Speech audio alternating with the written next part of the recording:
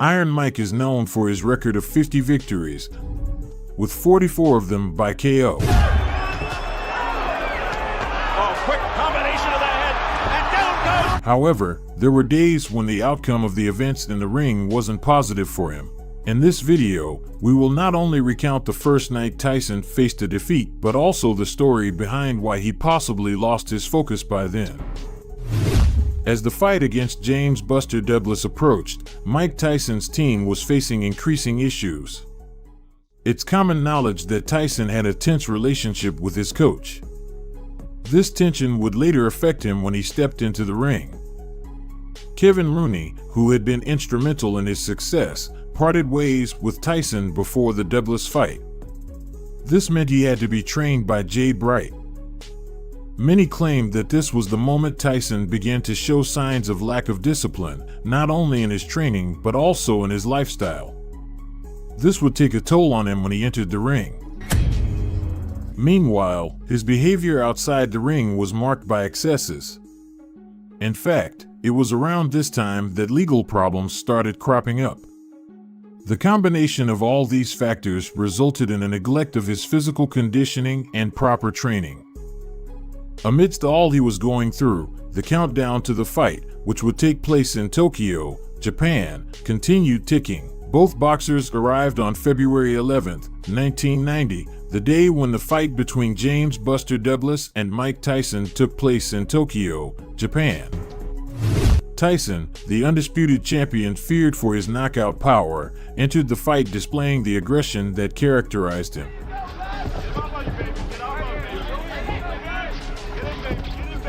From the moment the first bell rang, Mike tried to intimidate Douglas with powerful blows aimed at ending the fight as quickly as possible. Keep in mind that Carl Williams looked pretty loose and relaxed against Tyson. However, what many didn't expect, and what truly made the difference in the outcome of that match, was Douglas' resilience and skill in standing firm against these attacks. Douglas' determination was evident, along with his remarkable ability to dodge and counter with well-calculated strikes. With a considerably greater reach and size, he relied on his jab to keep Tyson at bay and stabilize his attacking game. As the fight progressed, Douglas gained confidence, allowing him to land solid punches that rattled Tyson. Because he takes a move, he steps to it, like give a little angle. After all, he had to prove himself as an elite contender. Another right-hand lead lands for Douglas. Douglas not afraid, that is apparent. And by the fifth round, Douglas surprised everyone by launching a spectacular barrage of punches that Tyson couldn't stop. Mike ended up cornered against the ropes. I agree with them. Trainer J.D. McCauley and manager John Johnson very calm in the Douglas corner. He's thrown 114 jabs in the bout, and by punch stat computations, he has landed almost half of them. It was becoming increasingly clear that the incredible Iron Mike was dazed. A simple look was enough to know that he couldn't control Douglas' technique. But how much longer could he stand? He throws his combination, then he ties up. There's that right hand again. It's going to happen every time. Another right hand, and now Tyson seems to... Many thought the fight would end in the 8th round, as Tyson surprisingly managed to unleash a spectacular hook that sent Douglas to the canvas. However, just as the referee had begun the count, the bell rang, signaling the end of the round. A stroke of luck for James. And Tyson is holding on. I've never seen this against the ropes. I've never seen it. And there's a right hand uppercut, and down goes Douglas. As suddenly as that, a little overconfident. Got a little loosey-goosey. Still wobbly. Let's see what Mike can do to finish.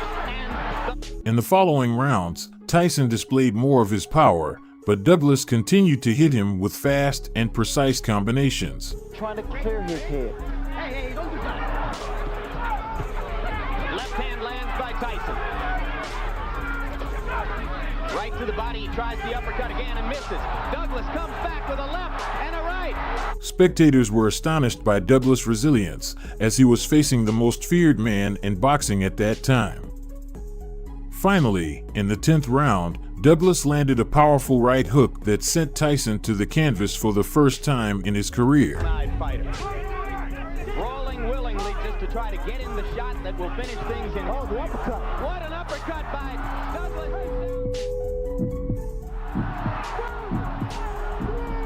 The referee began the count, and to everyone's amazement, Tyson couldn't get up before reaching 10. Mike Tyson. Thus, James "Buster" Douglas had become the new world heavyweight champion.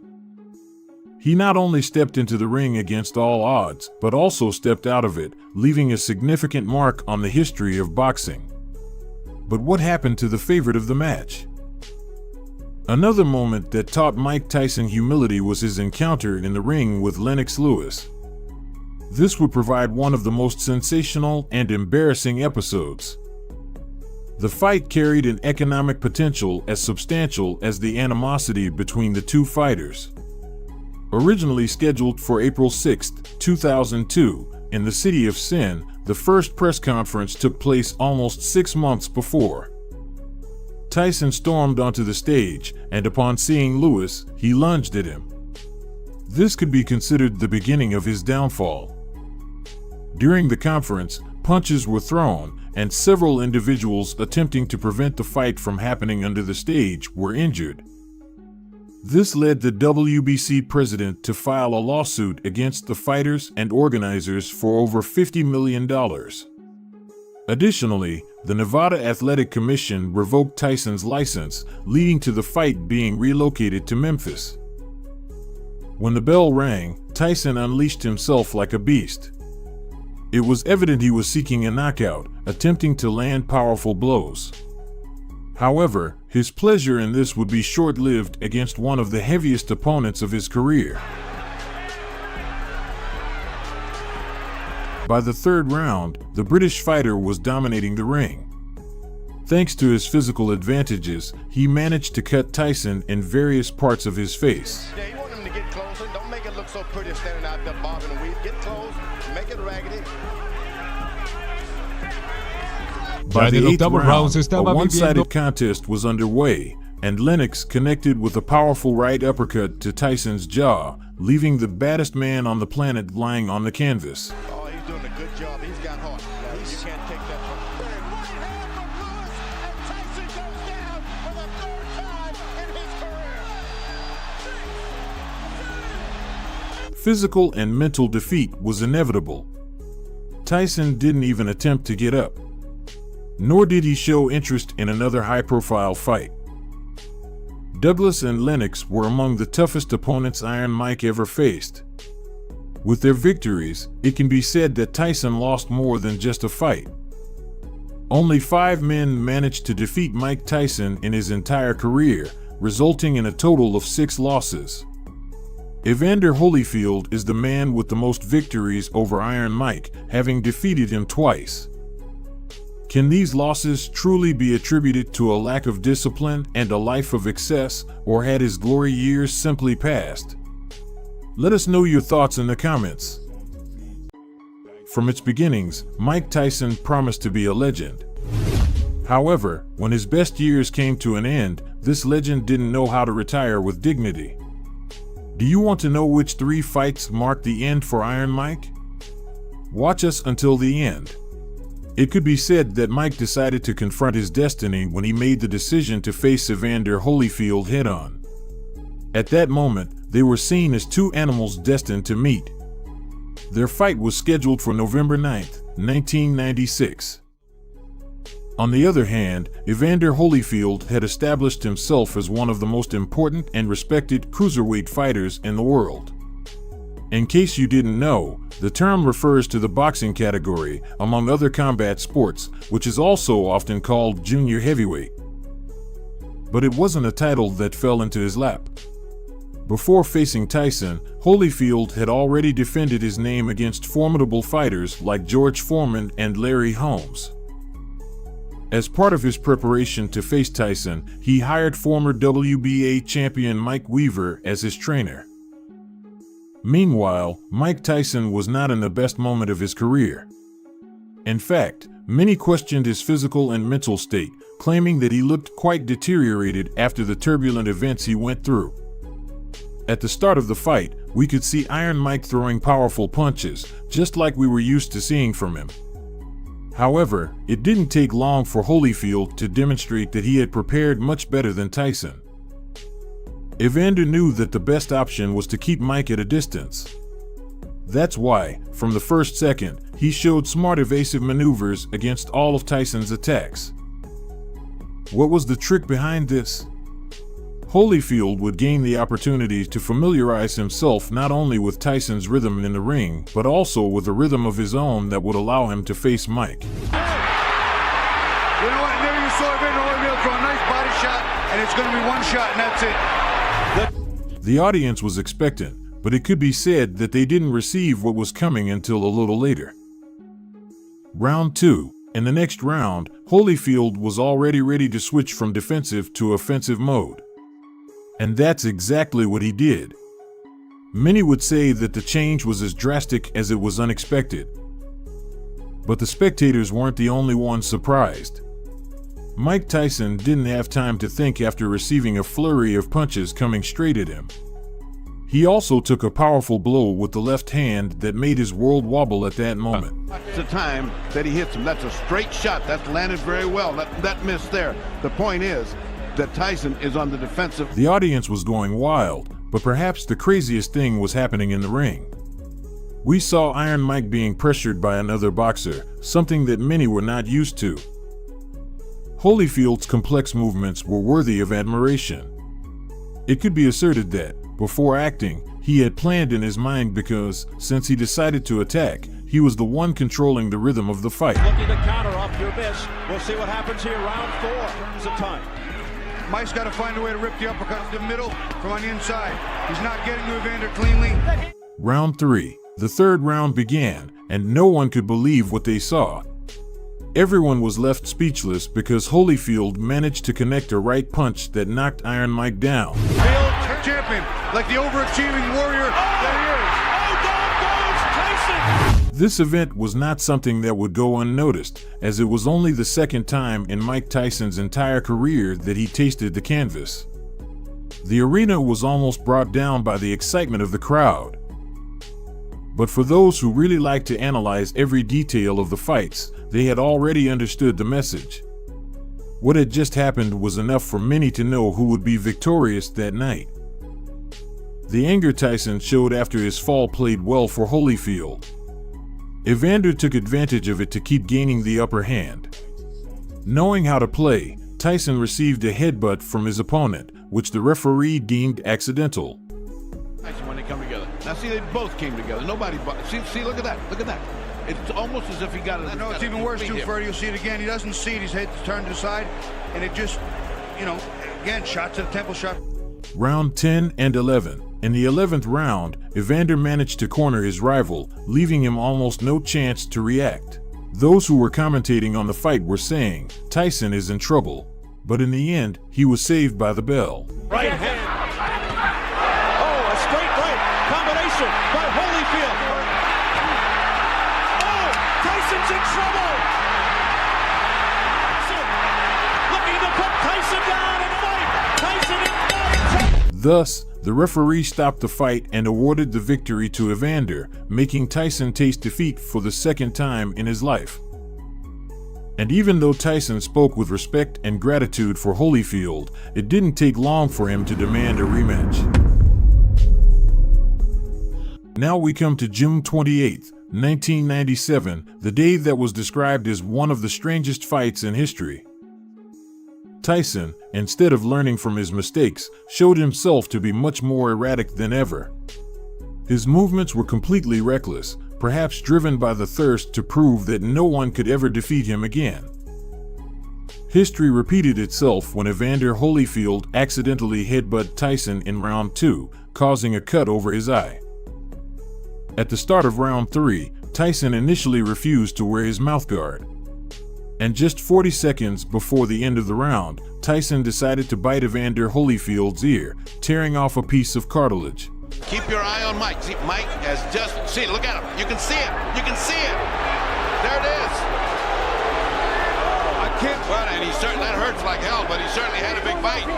And that's a danger. Evander and his team requested that the fight be stopped, but it was only for a couple of minutes, and then it resumed after Holyfield received medical attention. However, Tyson remained at a disadvantage.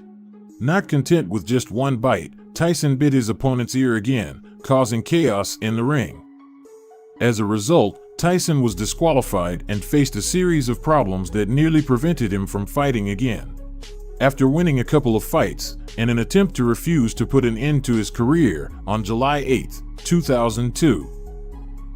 This is possibly one of the most important encounters in Tyson's career, as he was rebuilding himself while more and more sponsors were abandoning him. On the other hand, Lewis was acclaimed as one of the best heavyweights in the world. His punching power was equivalent to that of Iron Mike himself, leading many to boast that Tyson would be nothing more than a punching bag. At the beginning, Tyson tried to gain an advantage with his savagery. He threw a series of rapid and powerful punches, but his rival didn't fall for his trap. Throughout the round, Lewis managed to keep his distance. In the following rounds, something similar was seen until Lewis began to dominate the pace of the fight. With his jab, he managed to counter Tyson, which made Tyson frustrated. Lewis connected a right hook to Tyson's jaw, putting him on the canvas. And although he managed to get up, it was not before the referee finished the count. Highly motivated to come into this fight, hoping that this fight would Got hard. No, you can't take that from big right hand from Lewis. That explodes. These were 3 fights that managed to end Tyson's career in seconds. Even though he refused to let go of his years of glory, he couldn't recover from being defeated. What do you think caused Tyson's downfall? Bad habits? Let us know in the comments. Iron Mike Tyson was unstoppable at the height of his career in the 1980s, emerging as the best among the heavyweight boxers of his era. By the end of the 1980s and the beginning of the 1990s, Tyson had accumulated 3 world titles in the heavyweight division. His success seemed unstoppable, but a knockout in 1990 would change his story. Tyson won the WBC heavyweight title on November 22, 1986, by knocking out Trevor Berbick in the 2nd round.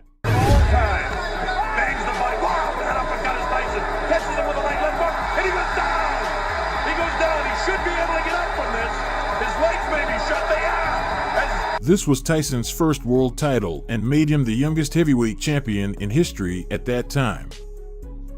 In 1987, he unified the WBC and WBA titles by defeating James Bone Crusher Smith on March 7, 1987, by unanimous decision. This fight, round 2. And now it's really going to get...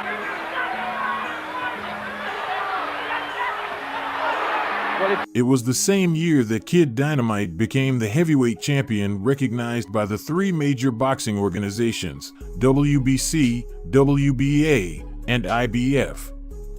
Tyson had won the IBF heavyweight title on August 1, 1987, by defeating Tony Tucker by unanimous decision. Uppercuts, Barry. You know they're uppercuts.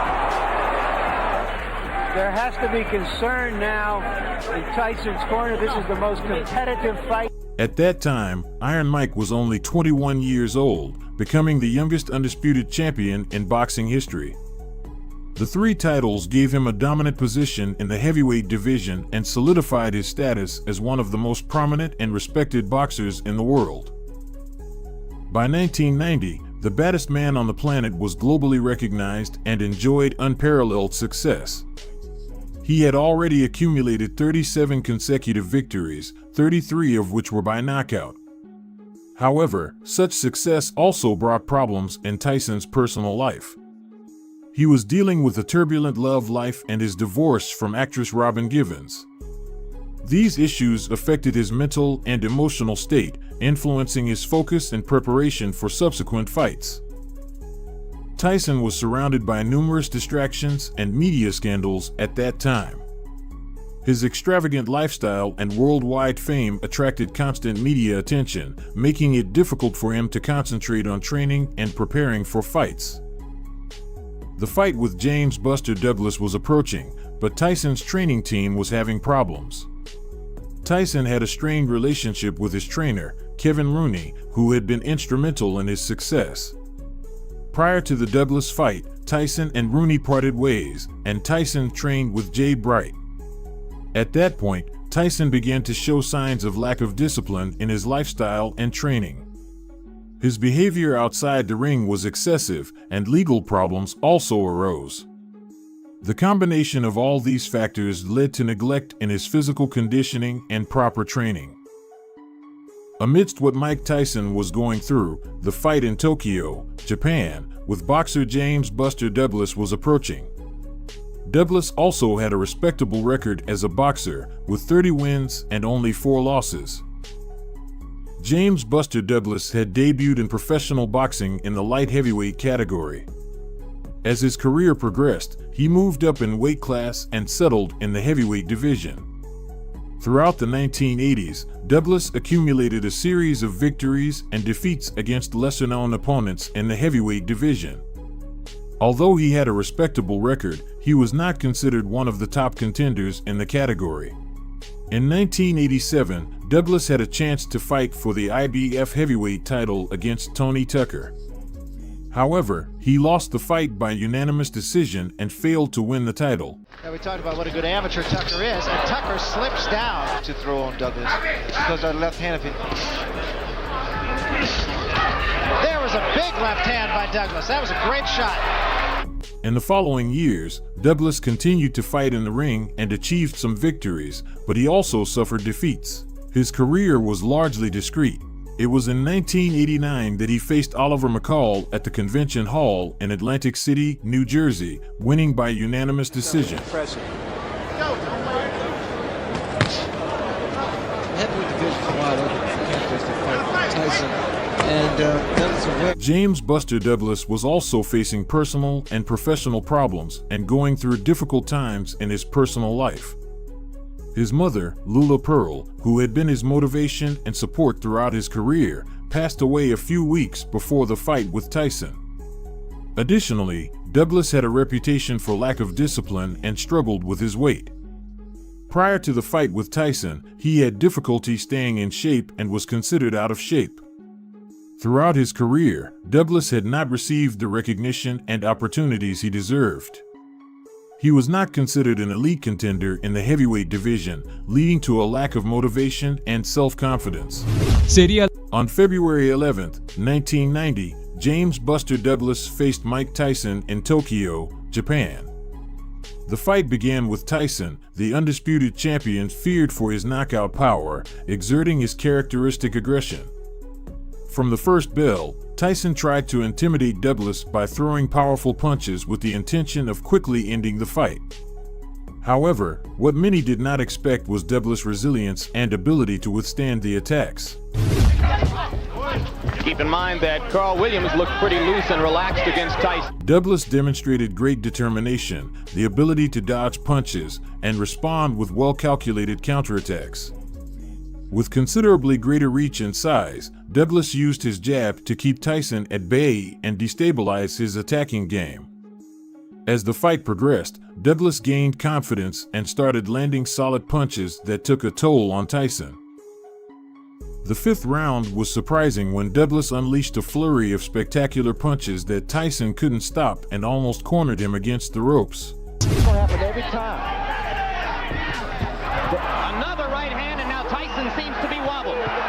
Mike is not throwing back. It was evident that Mike was stunned and couldn't control Douglas' technique.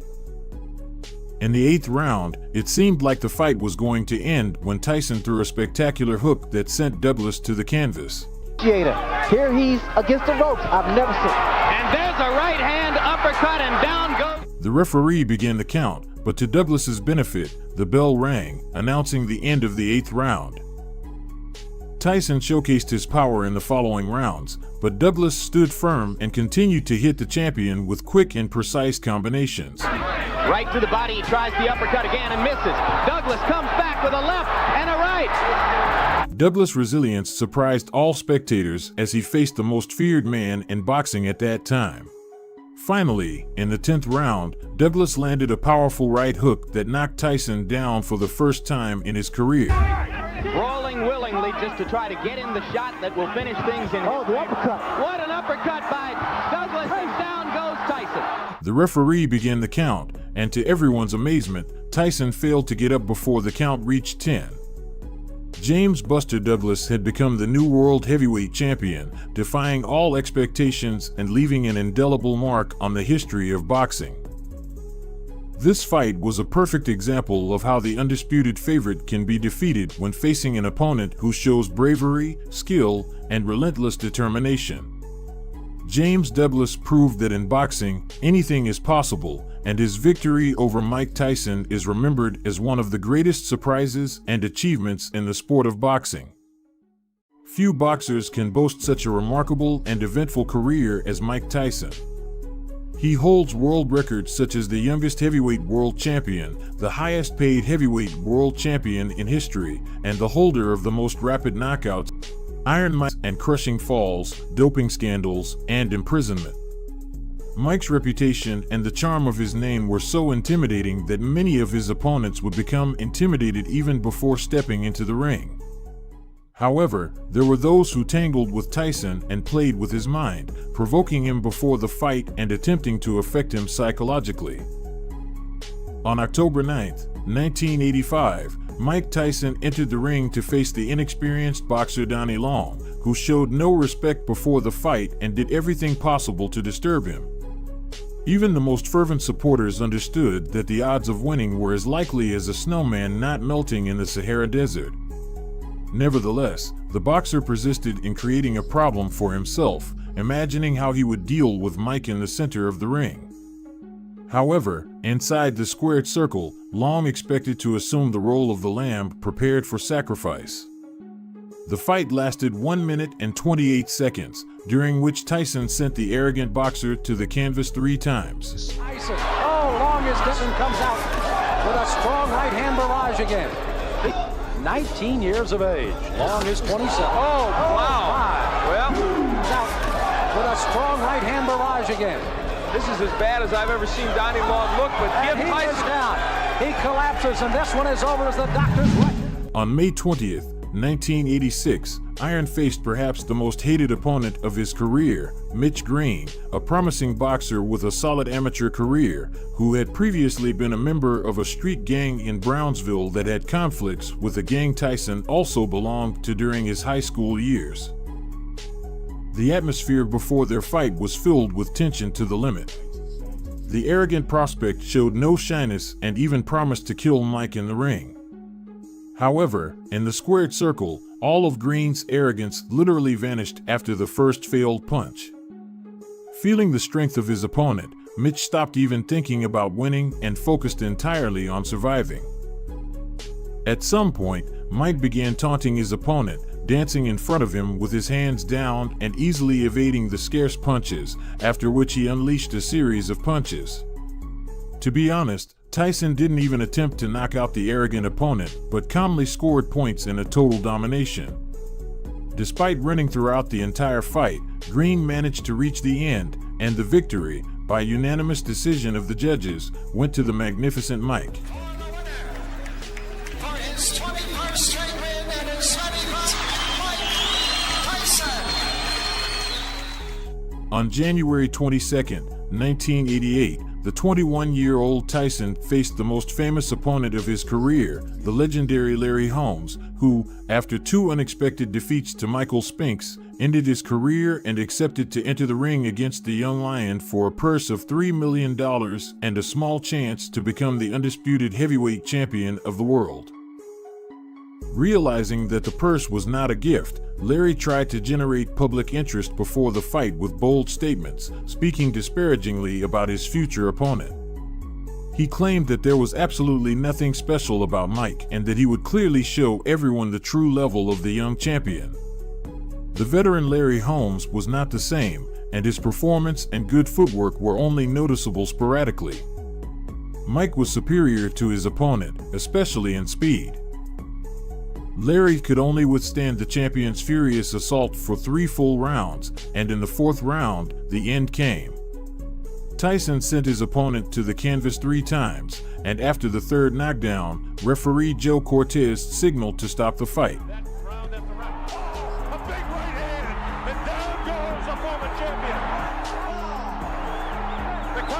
His legs are gone, and in comes Mike. It was a big right hand. Larry's down again. Down he goes to 4 and 5. His eyes are clear. It's up to 7, and I was able to do it against Ronaldo Snipes. He goes with a big right hand. The left will come inside. There's the left. There's the right. Larry's ready to go again. He's on. There with the right hand, the left hand. He's going to hang on, or they'll stop the fight. Down he goes. He is knocked out. On February 25, 1989, Mike Tyson faced a quite serious test against British boxer Frank Bruno, who already had experience in championship fights, albeit without success. Bruno showed no respect for his formidable opponent and assured the public of his victory, even by knockout. Before facing Tyson, Bruno had an impressive record of 32 wins, 31 of which were by knockout, and had only lost 2 fights to strong opponents James Smith and Tim Witherspoon. He also maintained a streak of 4 consecutive victories, with the most notable being the previous win against former world title contender Joe Bugner, whom the British stopped in the 8th round. Already in the 1st round, Tyson sent the arrogant contender to the canvas. And I'd have to agree. Let's see how quick he starts. Bruno tries to keep him up. Bruno showing that he's not afraid to hang with the right hand. And there goes Bruno for the first. Bruno bravely tried to stand his ground, responding blow for blow, but even Frank's great resilience didn't help him reach the halfway point of the fight in the 5th round after a series of Tyson's punches. The fight was stopped. It's worth noting that Mike entered the ring with less than 2 weeks of normal training behind him. Your heart's almost with Frank to hope he can make such magnificent shape. Big, vicious body shot. Take Tyson. Bruno is just kind of a stand-up guy, almost tailor-made for Tyson. That timey idea that it's a question of time before Mike catches him. There's some real good hang on to him. There's a little bit. That looks like Bruno could be hurt. Bruno is caught by a right hand and a left hook. Bruno comes back and that right hand more, and trying to catch Tyson with a left hook. A fighter cannot be saved by the bell, as Tyson knows he's got him in big trouble. If he doesn't answer it, Richard Steele has moved in. Michael Tyson wins on a 5th round TKO. 1995 was known for a notable event in the boxing world. The legendary Mike Tyson returned to the ring after serving a 4-year sentence. The holder of an impressive but inflated record, Peter McNeely, was selected as his next opponent despite being considered the clear underdog. McNeely convinced the press that Iron Mike was no longer the same as before and that it was now his moment. The arrogant boxer claimed that he would destroy Tyson like a hurricane and promised to surprise the boxing community. Such statements only brought a smile to those around him. Larry Holmes, after meeting McNeely, jokingly asked the boxer not to completely annihilate Mike, but to leave him something. Tyson's clash with McNeely took place on August 19, 1995.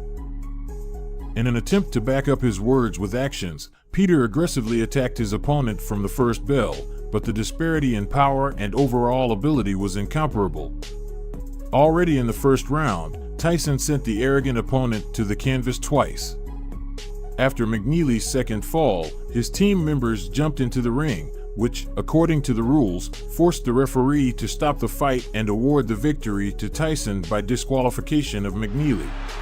With 1 minute gone by, McNeely's already been down.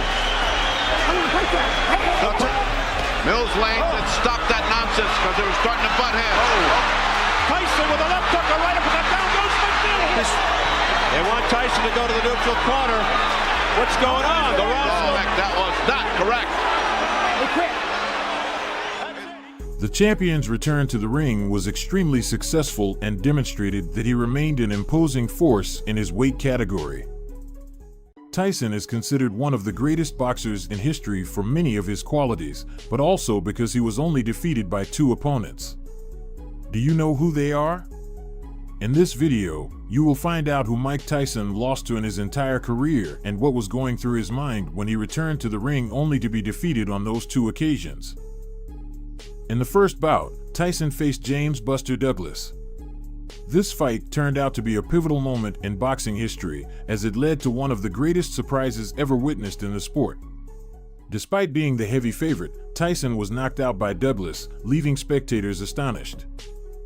The highly anticipated clash between boxing legends Mike Tyson and James "Buster" Douglas lived up to expectations, taking place on February 11, 1990. Both fighters showcased their incredible skill and determination throughout the bout. Tyson entered the ring as the undisputed heavyweight champion, boasting an impressive record of 37 victories, all by knockout. His powerful punches and relentless aggression had earned him a fearsome reputation in the boxing world. On the other hand, Douglas was considered an underdog in this fight. Despite his commendable record of 29 victories, he was not seen as a serious threat to Tyson's dominance. However, Douglas proved everyone wrong with his exceptional performance. From the start, it was clear that Douglas came prepared to give his all. He displayed remarkable footwork and defensive techniques that minimized Tyson's attacks. I think the weight has made a difference in his... Keep in mind that Carl Williams looked pretty loose and relaxed against Tyson until... Additionally, Douglas showed great accuracy and power in his counterattacks, catching Tyson off guard multiple times. Jab, he landed twice. Lost the right hand of Buster Douglas, but the problem I still see... Mike has to be careful also because Mike's standing in front of him. As the rounds progressed, it became evident that it wouldn't be an easy victory for Tyson. Douglas maintained composure and focused on executing his plan perfectly. The audience watched in awe as he consistently landed clean blows on Tyson's face, visibly wearing him down. Right hand and a good right uppercut and 2 more good rights by Douglas. I don't think I've ever seen it. Now Mike is not going on, he's not attacking Buster Douglas, which indicates that there is some respect here. And also a little puzzlement, right? In the 8th round, a moment of shock and disbelief swept through the stadium when Douglas delivered a powerful uppercut that sent Tyson to the canvas. The referee began the count as everyone held their breath, waiting to see what would happen next. Try to get in the shot that will finish things in the uppercut. One-eyed fighter. Rolling, willing, uppercut by Douglas, and down goes Tyson. To everyone's amazement, Tyson struggled to get back on his feet but failed to beat the count. This stunning turn of events led to Buster Douglas being declared the winner by knockout, a monumental upset considering the slim chances he had against one of the boxing greats. The aftermath of this bout left both fans and analysts astounded by what had transpired inside the ring. It served as a reminder that no boxer is invincible and anything can happen in the world of boxing. After 31 years, Tyson mentioned in an interview that he wasn't focused on the fight because he was too preoccupied with having sexual relations. In conclusion, the showdown between Mike Tyson and James "Buster" Douglas will forever be remembered as one of the greatest surprises in boxing history. It highlighted the unpredictable nature of this sport and showcased Douglas's exceptional skills and determination to overcome adversity. Finally, we come to his encounter with Danny Williams. Although not fully recovered from previous setbacks, Tyson showed glimpses of his former brilliance during this bout. However, Williams managed to overcome him and secure the victory. Before recounting the fight, few fans are aware that Mike Tyson accepted the match due to financial problems, in addition to being more than 17 months without fighting in the ring. Mike Tyson vs. Danny Williams was an epic battle that took place on July 30, 2004. This highly anticipated boxing match showcased the immense talent and skill of both fighters. Mike Tyson, a former heavyweight champion, faced the formidable Danny Williams in what promised to be an exciting contest. Both Tyson and Williams demonstrated their prowess in the ring, landing powerful punches and displaying their strategic maneuvers. Another left hook upstairs. A left uppercut staggers Williams. The bout was intense from start to finish, with each fighter giving their all. However, it became clear that Tyson's experience and technical superiority were evident early in the fight. He took a point away for something. And here comes Tyson. But it was all part of Danny Williams' strategy, as he knew he had a better physique and endurance, so he wanted to exhaust the former champion while he preserved his energy. After the third round, we see the roles reversed, and now Tyson takes a defensive position against the ropes. Despite his notable efforts, Tyson struggled to keep up with Williams' relentless attacks. The underdog dominated the ring with his incredible speed and precision. He knows it, and he throws combinations. He looks the Shizway, firing shots. Tyson in some difficulty here in round 4. In the fourth round, Williams unleashed a devastating combination of blows that sent Tyson to the canvas. Him off, a la Evander Holyfield and Lennox Lewis, and he's having it. Big right hand by Danny. The crowd erupted in cheers when referee Joe Cortez announced that Danny Williams was the winner by technical knockout. Tyson couldn't recover before the count reached 10. The bout against Kevin McBride marked a disappointing end to Tyson's career. After enduring a series of defeats and struggles in his personal life, he stepped into the ring with McBride. Unfortunately, it was clear that Tyson's prime had passed, and he ultimately lost the fight. The highly anticipated bout between Mike Tyson and Kevin McBride carried many expectations and speculations. This fight showcased opposing styles and strategies from both fighters. It was our former champion's last fight on June 11, 2005. Mike Tyson, known for his aggressive style and knockout power, entered the ring with years of experience and an impressive record. On the other hand, Kevin McBride was seen as an underdog, but he had proven to be a tough competitor in his previous matches.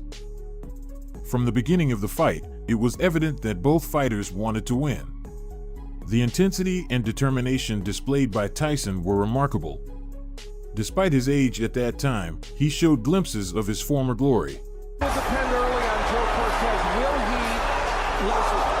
There's a left hook that he ripped in. Whatever to do with the loss to Williams, it was 100% because of the knee injury.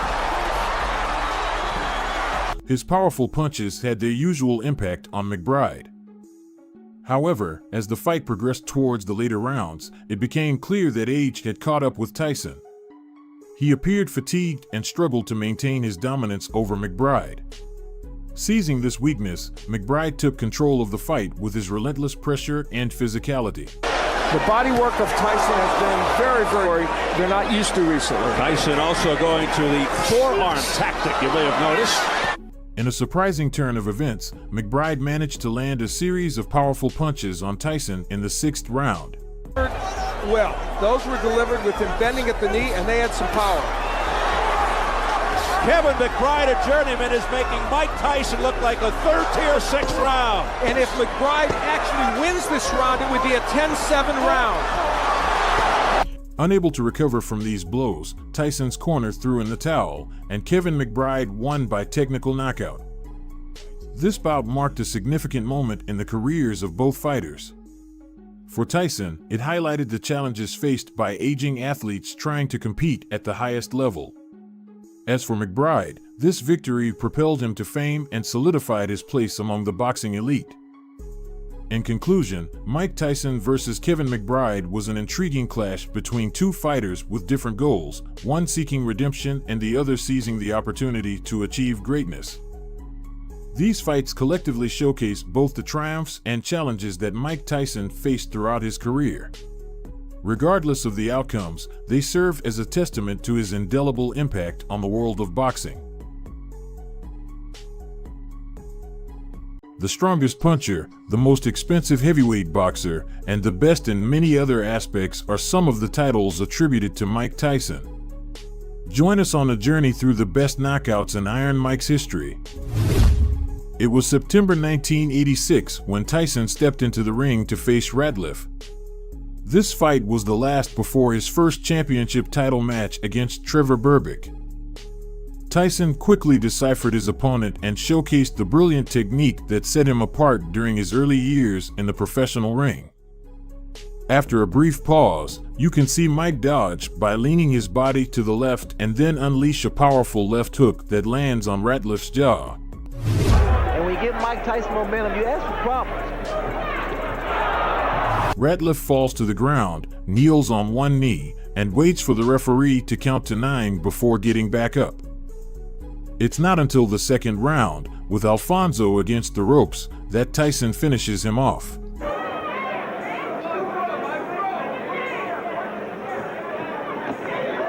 there was a left hand, and Ratliff will sit it out. Right hand, that should be just about it. Davey Pearl looking very closely. And that's all. It's over.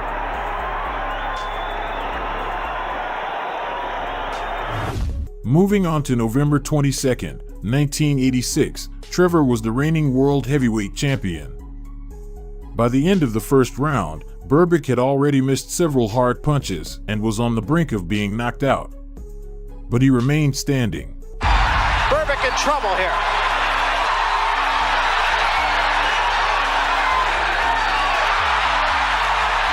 Berbick just trying to get through the round. In the second round, Tyson managed to knock him down and continued the attack with a direct uppercut to Berbick's jaw, followed by a left hook to the head. Berbick tries to get up from the canvas a couple of times, but keeps falling. The fight is eventually stopped by the referee, and Tyson is declared the winner by technical knockout, becoming the youngest world heavyweight champion in history. That was a right to the body and an uppercut to the head, and Berbick is down.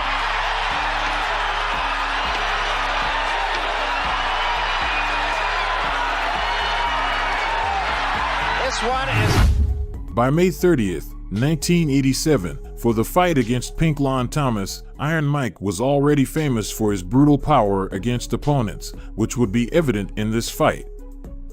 Pink Lon had only one loss on his record, to Trevor Berbick, who had already been defeated by Tyson. At the beginning, Mike's lateral punches were evident, to which Pink Lon resisted. And one of those punches is going to land. The left hook there. Beautiful. Thomas held on until the 6th round when Tyson unleashed a devastating series of hooks with both hands, ultimately sending him to the canvas. Hand and that staggered Thomas.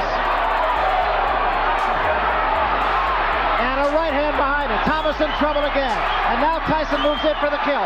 2 uppercuts and a left hand. Thomas trying to hold on. Serious trouble. And down he goes. The victory was brutal and absolute.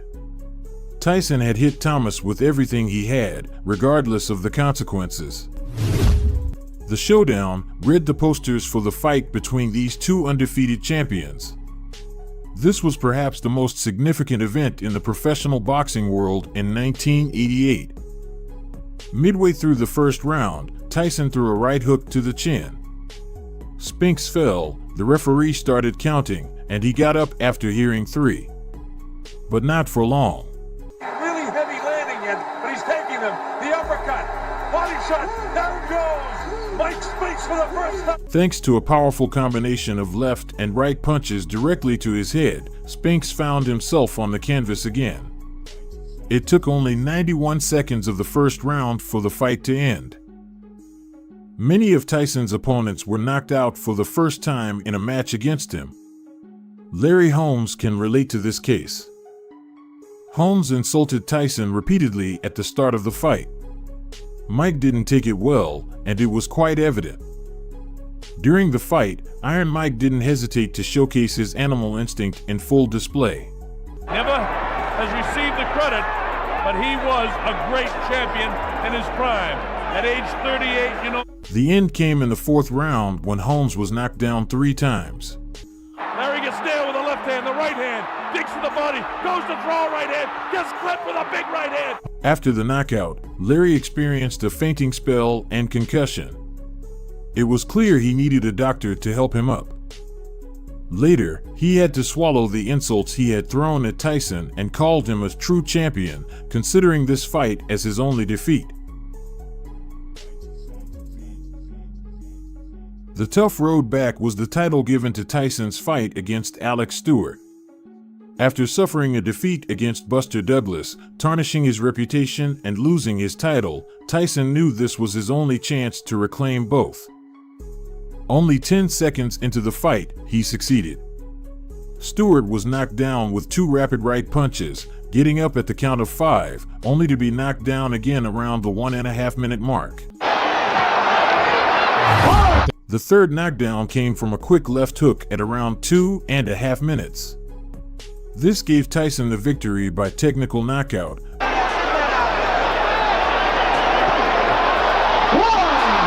That was a flush right hand. A brilliant win that marked the start of his journey back to the top.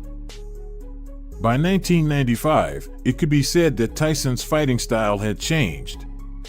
He now had a stronger punch and attack, along with being more cautious in his approach and defense. After a period of imprisonment, his first successful fight was against Buster Mathis Jr., who was undefeated at the time. At the start, the fight was quite slow. Buster managed to evade Mike's punches successfully, holding his own during the first 2 rounds. Nevertheless, the third round showcased a series of Tyson's most powerful uppercuts. This sent Mathis to the canvas, and the referee counted to 10. That right foot and pivot, swing around on your opponent's side, and then crack. Another right uppercut, and down goes Mathis. See, he stepped back and did it again. Stepped off and around and ripped that up. One of the shortest heavyweight title fights in boxing history took place in September 1996. It took only 1 minute and 49 seconds for Tyson to aggressively attack his opponent. Despite Selden throwing a series of left jabs and using his distinctive tactics, Mike evaded them effortlessly. Selden was first knocked down by a left hook. He got up at the count of 8 but was knocked down once again by another left hook.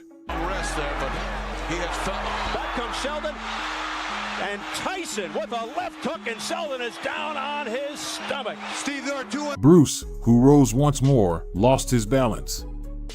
The referee stopped the fight, giving Tyson the victory by technical knockout.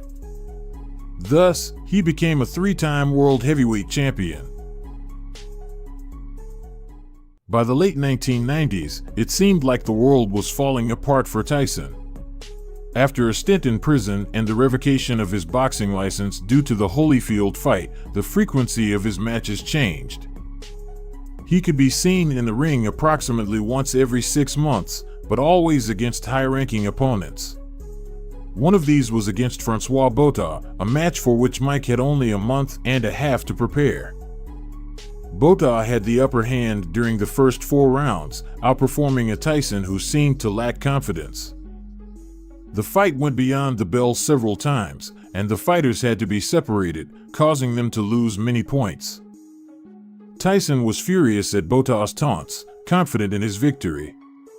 However, in the 5th round, a right punch from Mike sent Francois to the canvas. First time punch with both. Now again. But Tyson just showing no speed. Punches. A straight right hand. Down goes Botha. He may not get up. Botha. It was a brilliant knockout that turned the tide of the fight. Tyson began the new millennium by fighting Julius Francis in Europe in January 2000. Although the European audience was confident that Francis would emerge victorious, Tyson showed that expectations don't always align with reality. During the first round, Julius fell to the canvas twice. It's a hard shot, the body and head. Francis is down with a right uppercut. And he looks very businesslike. This time a big... After a 5th fall in the 2nd round, the referee decided to stop the fight. Thus, the fight ended with a knockout at 58 seconds into the 2nd round. Close to a finish now, Glenn. Yes, it's got to be. Julius is a proud man, and he's trying to hang in, but down again. In the mid-2000s, Tyson would make history once again. He added one of the quickest victories of his career to his record. The fight began with Tyson's powerful hook knocking Lou down, who got up but wouldn't last much longer. 15 seconds.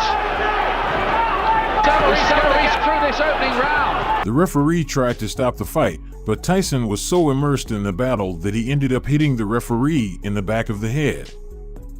Finally, the fighters were separated, and Tyson was awarded the victory by technical knockout. Everyone expected the fight against Andrew Golota to be aggressive since he was known for his rough tactics. Golota was known for the best low blows, while Tyson for continuing to fight after the bell. Mike initiated the fight with his characteristic aggression, while Golota used his height advantage. Però deve lavorare parecchio con questo sinistro. Golota proprio per evitare che Tyson accorci la distanza. Speriamo che non sia niente. Destro. After the first round, Golota repeatedly asked his trainer to stop the fight. Between the second and third rounds, Golota, of his own accord, stepped out of the ring and went into the audience. Thus, Tyson won by technical knockout. In October 2001, Tyson continued to deliver blows outside the United States. In a fight witnessed by 25,000 spectators, Nielsen was under a barrage of punches from Tyson. And right, Mike doesn't normally throw a right hand that straight. That was a pretty punch. He's got Nielsen against the ropes. After the sixth round, Nielsen, known for being one of the dirtiest in the ring, refused to continue the fight. Iron Mike once again secured a victory by technical knockout and an impressive purse of $13 million. Well done, Mike. Very good. Very good. Nielsen's made it through 6. Mike Tyson, you win. Retired. Mike. February 22nd, 2003 would be the night when Tyson's last professional knockout could be witnessed. The bout was against Clifford Etienne, who was one of the most spectacular boxers of the early 2000s, according to The Ring. Rumors of Tyson's poor physical condition flooded the sports press before the fight, which perhaps motivated him to end his opponent as quickly as possible. After a somewhat slow start, he threw a right hook that sent Clifford to the canvas. Even after the referee counted to 10, Etienne remained on the floor. Good instructions given by the ref in the early going. Mike gets him with the right hand, and Etienne is down. He was really... At 49 seconds into the first round, Etienne was knocked out. And thus, we conclude with the most legendary knockouts of Iron Mike. Leave us a comment about your favorite one and suggest others you think could have made the list. Many of us remember the glory days of the great Iron Mike, but only the true fans have the courage to keep his dark days in our memory. Tyson was only defeated fairly by 2 opponents. Stay until the end not just to learn what happened in those fights, but also what was going on in Mike's personal life and why he agreed to step into the ring again only to end up surrendering. By the time of the fight, Tyson had already been inactive for 17 months.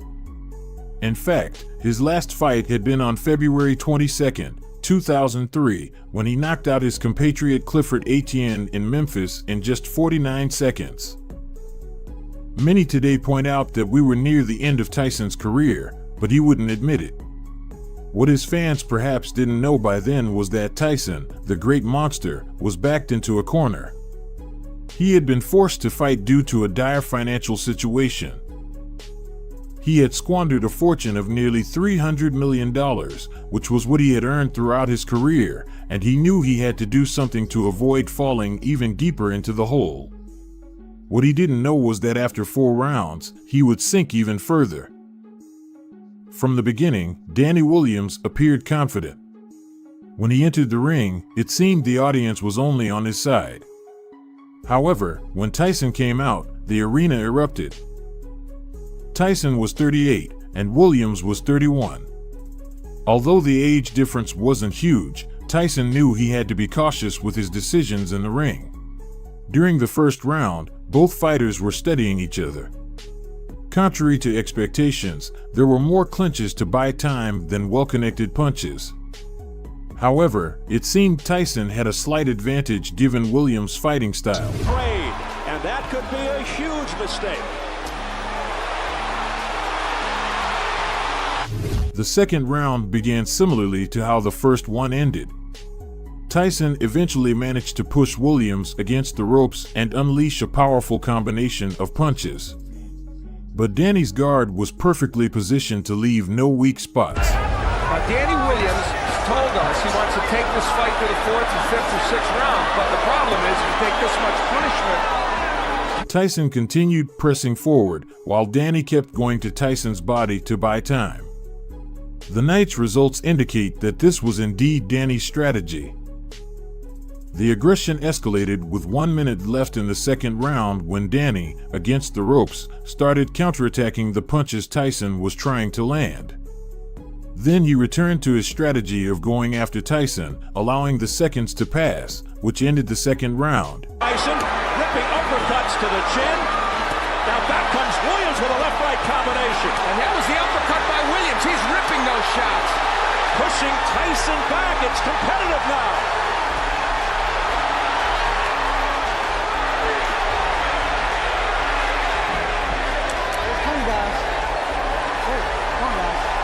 At this point, Tyson still seemed to have the fight under control.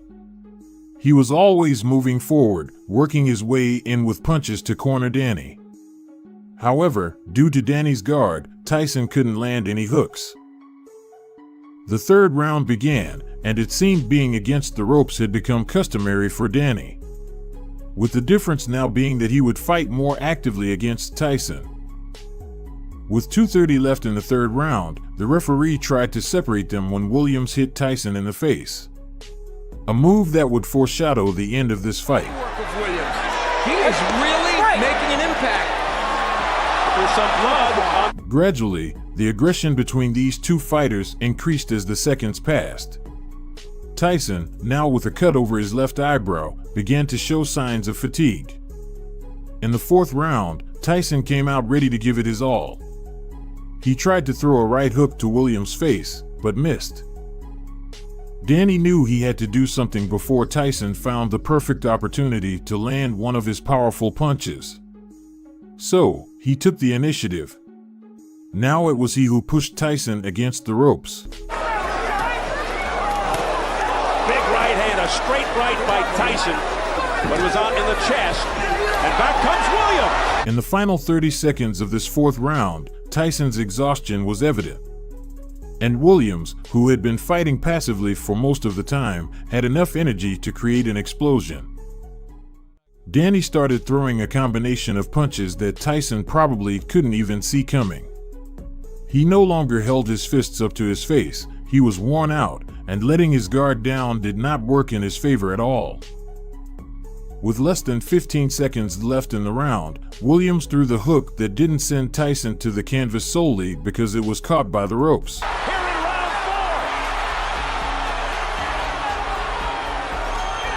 Big right hand by Danny. Oh, let go. Off the ropes and down to the canvas. The referee began the count, but Mike couldn't get up before it ended. "It's over. Williams won," was heard, and the arena erupted. Williams had already said he would knock Tyson out in a few rounds, and he had kept his word. For him, the victory had opened the door to a world title fight. But for Tyson, it had perhaps been one of the bitterest moments of his career. Although this defeat wouldn't yet be the reason for his surrender. On June 11, 2005, the audience and the world witnessed what was called Tyson's surrender, his last legendary fight, which marked the pitiful end of his legacy. Many still claim that Kevin McBride stepped into the ring without merits or ambitions. In fact, the milestone of Tyson's defeat isn't attributed to him but to time and the excesses of his private life. Tyson stepped into the ring as the announcers said, "The Tyson phenomenon lives on." McBride, 32, and Tyson, 38, set the perfect stage for a repeat of what happened with Danny Williams, an exhausted Tyson being knocked out. The first round is always about recognition, but it seemed Kevin was throwing punches hoping to land on Tyson's face and end the fight quickly. It was obvious that Kevin's slight height advantage put him in a privileged position for his hooks. A lot will depend early on Joe Cortez. Will he let the McBride kind of work on the inside? Will he let him tie up? Tyson could only go for Kevin's body, trying to wear him down enough to knock him out. a strategy we had seen in some of his best fights before, but one Mike didn't seem to handle as well anymore. A long left by Mike Tyson. There's something else Mike Tyson's doing, and it might not hurt him tonight, although... Contrary to the Williams fight, from the beginning, it was McBride who controlled the match, pushing Tyson against the ropes and keeping his guard up against any counterattacks. Throwing wide, sweeping hooks. I mean, that's, wide open to be countered. Nice uppercut on the inside, and again, the hook, mostly an arm. As the bell rang to start the third round, Tyson came out furious. The audience could confirm that the Beast was still alive. But McBride wasn't ready to give up. The fourth round seemed to offer a glimmer of hope for Tyson. As the audience stood up intermittently, Tyson advanced and seemed to corner McBride with his combinations. However, none were strong enough to break through his guard. Tyson had managed to connect punches to Kevin's body as well as his face. But every time he returned to his corner, he looked more worn out. Someone with as much experience as him knew that the longer the fight lasted, the more he could be knocked out due to physical exhaustion. This made him come out furious in the fifth round, but McBride counterattacked as strongly as he could. And his strategy worked against him. Tyson was already starting to drop his guard, while Kevin took advantage to land punches on his face. He was probably recalling those last few seconds against Danny Williams. Punches in. Tyson, though, showing that obviously, And for the most part, it's keeping him in this fight. And right now, look at a stationary Mike Tyson, not throwing too many punches. and McBride popping shots off Tyson's head, and Tyson is starting. The final 15 seconds of the round were held for Tyson. Kevin managed to put him against the ropes and, due to his lowered guard, connect a series of punches directly to his head. The phrase "saved by the bell" turned into a favor for Mike. The Great Iron Mike knew he had only returned to his corner because the round had ended. While his team tried to give him instructions, his head hung low, his gaze lost. The Beast was exhausted. Both fighters knew the sixth round was decisive, so when the bell rang, they both came out with all the power they had. The referee was forced to separate them after Tyson tried to break McBride's arm in a clinch. Both fighters were asked to fight fairly, and the round resumed. His guard was already down, and Tyson could only go for McBride's body to buy time. 2:20 remaining in the round, and Tyson trying to end it right here. So what a sense of urgency on both sides. But with less than 15 seconds left to finish the round, Tyson sat on the canvas. Right in the same position he was in his fight against Williams. He wasn't knocked out, but he couldn't get up. When he reached his corner, his team tried to encourage him. But Tyson surrendered. If seeing Tyson give up was devastating for his fans, hearing him say, "I realized I have nothing left," in the in-ring interview finished breaking them. It was a moment of humility and honesty for Tyson, as he admitted he had the ability to stay in shape, but his instinct when it came to fighting wasn't the same. Tyson said he didn't have the stomach to fight or the ferocity. He said he wasn't that animal anymore. He finally admitted that he was only accepting fights to pay off the debts he had accumulated from his controversial lifestyle. He closed with a tragic, "I'm sure I'll find something else to do. Boxing doesn't define me." Since he didn't want to disrespect the sport by being defeated by boxers of lesser caliber than him. And that's how a legend retired. That moment of humility earned him a permanent place in the hearts of boxing fans. His punches hadn't only taken him to the top, his consciousness and honesty upon retiring had humanized him. The Beast had become a living legend. Do you think these last fights tarnished the legacy of the Great Iron Mike? Let us know your opinion in the comments. From its beginnings, Mike Tyson promised to be a legend. However, when his best years came to an end, this legend didn't know how to retire with dignity. Do you want to know which 3 fights marked the end for Iron Mike? Watch us until the end. It could be said that Mike decided to confront his destiny when he made the decision to face Evander Holyfield head-on. At that moment, they were seen as two animals destined to meet. Their fight was scheduled for November 9th, 1996. On the other hand, Evander Holyfield had established himself as one of the most important and respected cruiserweight fighters in the world. In case you didn't know, the term refers to the boxing category, among other combat sports, which is also often called junior heavyweight. But it wasn't a title that fell into his lap. Before facing Tyson, Holyfield had already defended his name against formidable fighters like George Foreman and Larry Holmes. As part of his preparation to face Tyson, he hired former WBA champion Mike Weaver as his trainer. Meanwhile, Mike Tyson was not in the best moment of his career. In fact, many questioned his physical and mental state, claiming that he looked quite deteriorated after the turbulent events he went through. At the start of the fight, we could see Iron Mike throwing powerful punches, just like we were used to seeing from him. However, it didn't take long for Holyfield to demonstrate that he had prepared much better than Tyson. Evander knew that the best option was to keep Mike at a distance. That's why, from the first second, he showed smart evasive maneuvers against all of Tyson's attacks. What was the trick behind this? Holyfield would gain the opportunity to familiarize himself not only with Tyson's rhythm in the ring, but also with a rhythm of his own that would allow him to face Mike. You know what? There you saw Evander Holyfield throw a nice body shot, and it's going to be one shot, and that's it. The audience was expectant, but it could be said that they didn't receive what was coming until a little later.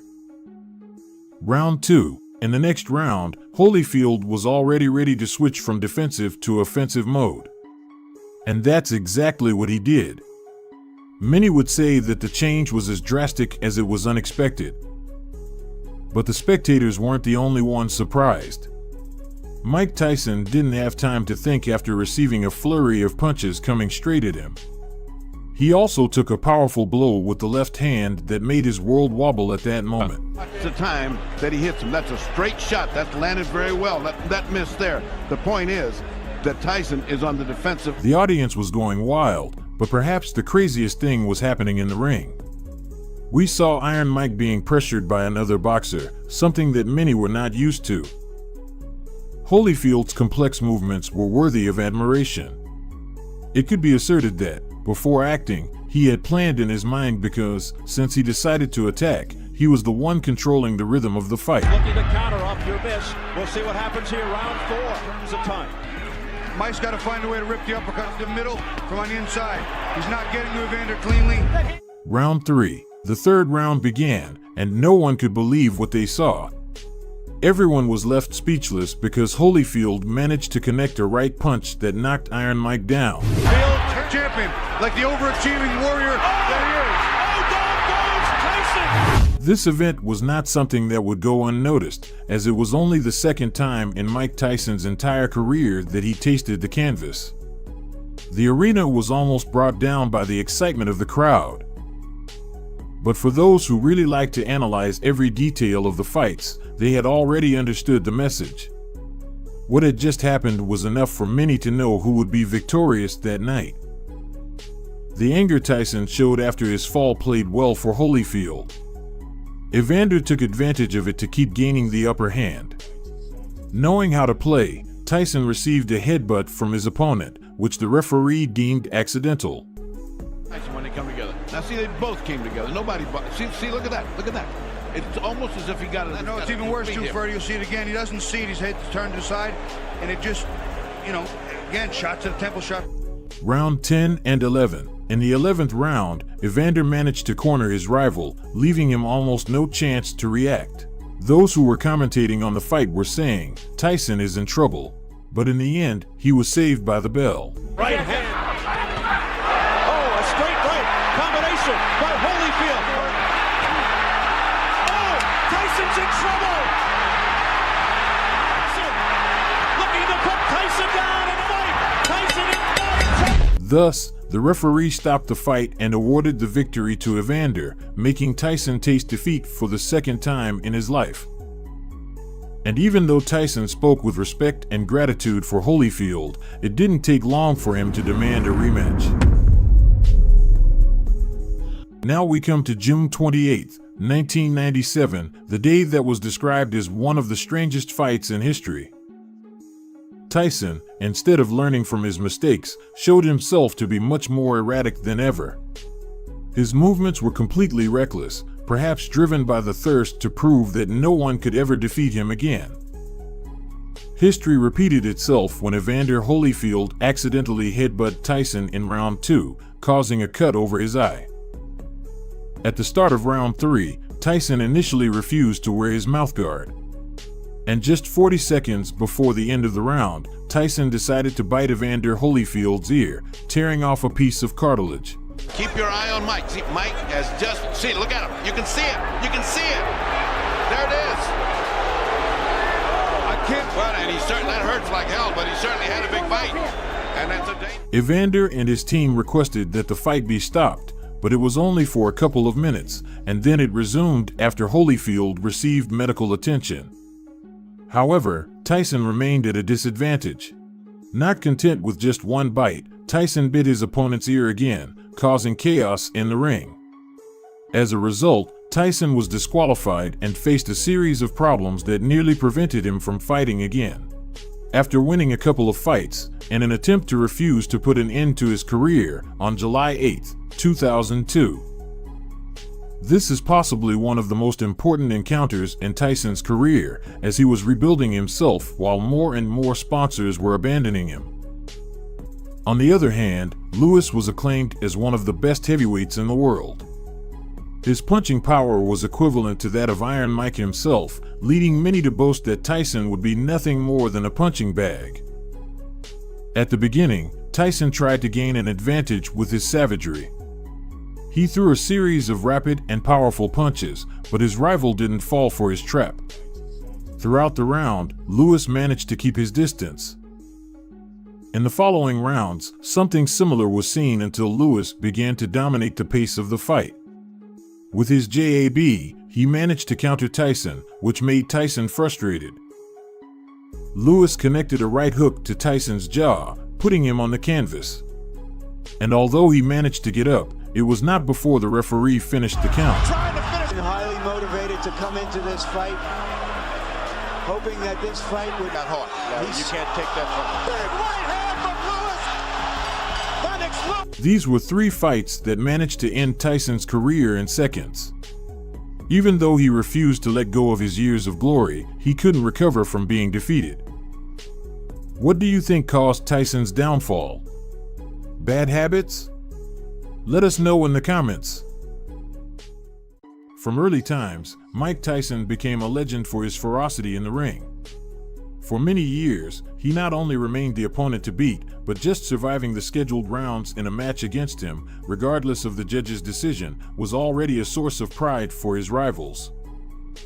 But over the years, new fighters emerge and grow with such strength that they carry in their fists the power to retire the legends that had long enjoyed glory. When Mike Tyson crossed paths with Lennox Lewis, he would experience a punishment similar to what he had already imposed on so many. But now, he would not be the executioner. Welcome. In today's video, we will tell you about the fight that drained the warrior spirit from Tyson's body, needing to be picked up by the referee and taken to his corner after a defeat that would mark the history of boxing. The tragic encounter would take place on June 8th of the year 2002, and all those who wanted to witness the fight had to make sure to reserve their seat at the Pyramid in Memphis, Tennessee, USA. With the arrival of a new millennium, new promises also came to the discipline. And Lewis had done a phenomenal job so far, leading him to claim world titles that he would now have to defend. This fight would mean Lewis's first defense of the WBC, IBF, and the ring heavyweight titles, so everyone was eager to see if he could maintain them once he stepped into the ring against the man who still held the record as the youngest heavyweight champion in history. The fight was officially announced on January 22nd of the same year, during a press conference in New York. The first to appear was Tyson, who took the stage and made sure to look in the direction where Lewis was supposed to come out. When Lewis took the stage, Tyson quickly walked toward him. The scene heated up even more when a Lennox bodyguard stepped between the fighters and pushed Mike back. As a result, the Great Iron Mike quickly assumed a fighting stance and threw a left punch at the bodyguard, fortunately missing. While Lewis raised his fists and threw a punch, dozens of boxing officials and members from both camps climbed onto the stage. So many shoves occurred that both fighters ended up on the floor, causing a cut on Tyson's forehead. But Lewis would not escape unharmed, as it would later be revealed that Mike, in a somewhat comical move, bit his leg. Jose Suleiman, the president of the WBC, in the midst of the chaos, became unconscious after hitting his head on a table. This would, a bit further in time, result in a lawsuit filed on August 1st of the year 2002 for $56 million against Lewis and Tyson. Originally, the fight had been planned to take place in Las Vegas on April 6th, but the Nevada State Athletic Commission voted 4-1 to deny Tyson a license on January 29th, as did several other states. In the end, Memphis secured the venue for the match under the promise of a site fee of $12.5 million, guaranteeing both fighters the hefty sum of $17.5 million. The judges for the fight would be Alfred Bakwana, Anik Hongtonkum, and Bob Logist, while Eddie Cotton would referee the match to ensure it was as clean as possible. Tyson entered the ring as a challenger, as he had done so many times before. His record remained impressive, with 49 victories, 43 of them by knockout, and only 3 defeats. Lewis, on the other hand, had a record of 39 victories, 30 of them by knockout, 2 defeats, and 1 draw. From the sound of the opening bell, Tyson showed a strong offensive, pushing Lewis back against the ropes. However, Lennox would not be intimidated and stood firm against a beast he knew he could tame.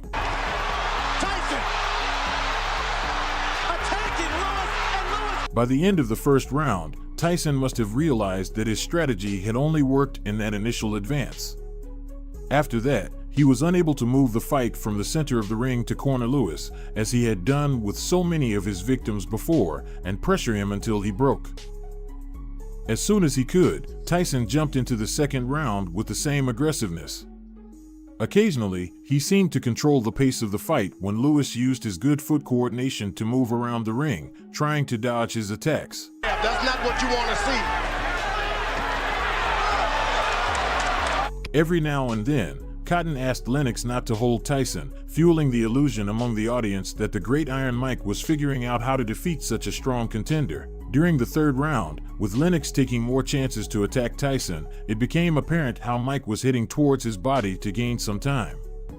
The pace of the fight began to clarify, and with both fighters entering an offensive mode, significant exchanges of blows seemed to have begun. Back in the corner, the wounds on Tyson's face were already foreshadowing the tragic end of this bout. The fourth round began, and Tyson was in trouble. Lewis not only attacked him fervently, but also pushed him when he tried to throw himself at his body to ensure that the punishment he was beginning to impose would not be interrupted. Lennox began landing more punches on Tyson's face and body, and less than 15 seconds from the end of the round, the Great Iron Mike fell backward onto the canvas after a strong right that surprised him as much as the rest of those present. Hurt and slow Tyson is, he is a dangerous puncher. Lewis leads on Tyson, connects with a right hand. For the fifth round, Lewis's confidence had increased. He managed to knock Tyson down and was ready to do it again. Mike, on the other hand, decided to change his fighting style to a solid defense, intending not to leave room for any mistakes that could cause more damage to his ego or face. Kinds of calls from Eddie Cotton. A lot of people are concerned. During the break, the difference in the state of both fighters was abysmal. Lewis was the executioner who seemed calmly waiting for his cue to enter the scene, while Tyson was condemned to a punishment that had already taken its toll, evident in his wounds. During the sixth round, Lewis continued landing punches on Tyson's body, who occasionally threw himself at his opponent to gain some time. Better do something. Lewis, another strong overhead right. It was evident that the world's youngest heavyweight champion was exhausted, but the great Mike Tyson would not give up without giving his last breath. Lewis dominated the seventh episode, making Tyson's worn-out body absorb almost all the attacks he launched. After witnessing the brutal beating, everyone began to wonder how much longer the Great Iron Mike would be able to win against a rival who had managed to surpass him by far. Getting the big times. It's jabs, he pushed him away. He just doesn't have the power now. Clearly the aggressor inside the ring. They entered the 8th round, and Tyson's spirit was already broken. His body stood upright by pure instinct, and Lewis seemed to enjoy every second in the ring against the shell of someone who was once invincible. Lewis unloading.